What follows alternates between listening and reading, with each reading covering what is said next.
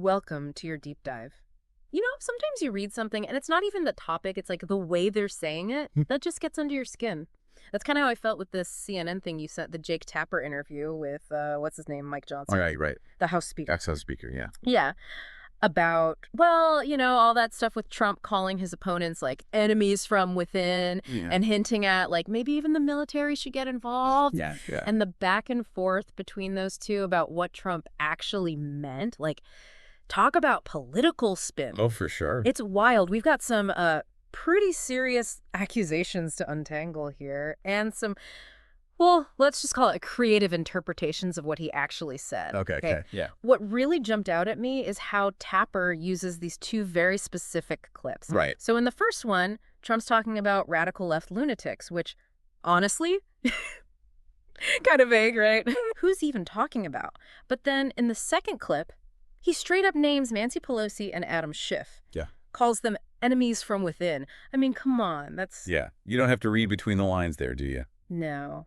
Not much room for interpretation. No. And that's where it gets really interesting, I think, from a, well, how do you say, like a rhetorical point of view, right? Because when we're talking about politics, Yeah. it's not just the words, it's the effect they want to have. Exactly. And enemies from within. Oof, it's loaded, historically, loaded term.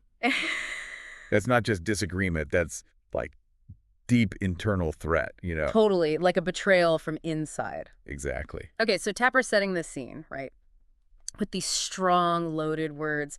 Then Johnson jumps in to defend Trump, and, well, this is where the rhetorical gymnastics start. Yeah. He tries to downplay that first clip, says Trump's talking about marauding gangs, destroying property, not politicians. But even I'm like, come on, man. Right. Even if you're, like, on his side, you're like, I don't know. It feels a little thin. And that's what we call, in the biz, conflation. Okay, break it down for us. Conflation. So it's basically someone's trying to blur these two separate things together, often to make one side look worse than it is. Gotcha. So, like, instead of dealing with Trump using inflammatory language, Right, he changes the subject, property damage, as if that's the same as calling your opponents lunatics. It's such a distraction tactic. Exactly. Classic deflection. He's trying to create this false equivalency. Right. Criticizing Trump equals violent crime. Right. And it's muddy. It muddies the water. Muddles the issue. Which you see, by the way, all over, not just, American politics. It's global. It's a tale as old as time. It is. It is. And it's not just that, right? Like when Johnson's cornered about that second clip with Pelosi and Schiff, Yeah. he goes off on this tangent. Ukraine, Israel, assassination, it's all over the place. He's playing rhetorical hopscotch.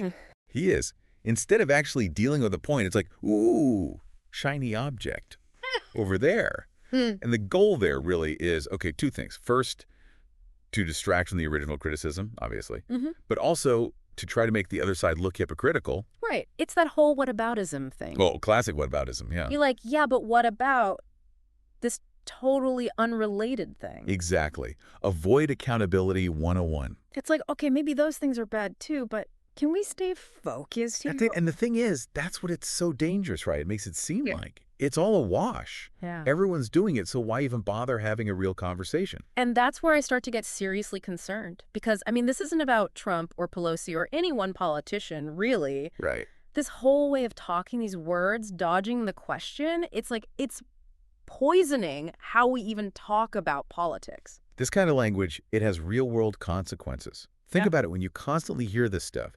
Your opponents are enemies, lunatics, traitors. It creates fear, distrust, makes actual debate, finding common ground, almost impossible. Like you're always on edge, waiting for the attack. Right. Which I guess takes us back to your point about Trump's words in the first place and the whole point of them. Exactly. That's why recognizing these tactics matters. When you can spot them, conflation, deflection, whataboutism, you can see through the BS. It's like a toolkit for what? Critical thinking? Exactly. Especially when we're being bombarded with this stuff left, right, and center. But it's not enough to just see it right. How do we fight back? What can we, like regular people, even do to have better conversations about politics? That's the million-dollar question. It's not easy. But, I mean, a few things, right? One, we have to be willing to have the hard talks, even with people we disagree with. But, like, not go in trying to win. Right. Go in, listen, Actually try to find common ground. Which, easier said than done, right? When it Yeah. feels like they're not playing fair. It takes work. Another thing, call it out when you see it, but like constructively, not to start a fight. So say, hey, I hear you on the Ukraine thing, but we kind of went off topic, right? Can we get back to what Trump said? Something like that. So be the person at Thanksgiving who steers clear of the political drama. Exactly. Be that voice of reason. Right. Like, hey, guys, let's take a breath here. Exactly. And remember, it's not about like winning the argument. It's about, can we even just have a real conversation with, disagreeing respectfully? Maybe find some common ground. It's funny, listening to all this, I realize these tactics, they're not always like malicious, are they? No, not at all. Sometimes it's just easier to fall back on those instead of actually like grappling with the issue. It's true. We all do it, right? But the more aware you are of it, the easier it is to catch yourself. Like, hold on, am I being real here or just trying to score points? So self-awareness is huge. Huge. Knowing your own biases, how they affect things. 100%. Yeah. And it's a journey, right? None of us are perfect. But the more we work on that, the better our conversations can be. This has been eye-opening, to say the least. Right. Started with Tapper and Johnson. Now we're like dissecting how we even talk about politics. It's all connected. It really is. Yeah. Expert speaker, this has been amazing. Thank you for guiding us through this crazy world. Anytime, happy to be here. And listener, I hope you're walking away from this with a sharper eye for this stuff, how it shapes everything we see and hear about politics.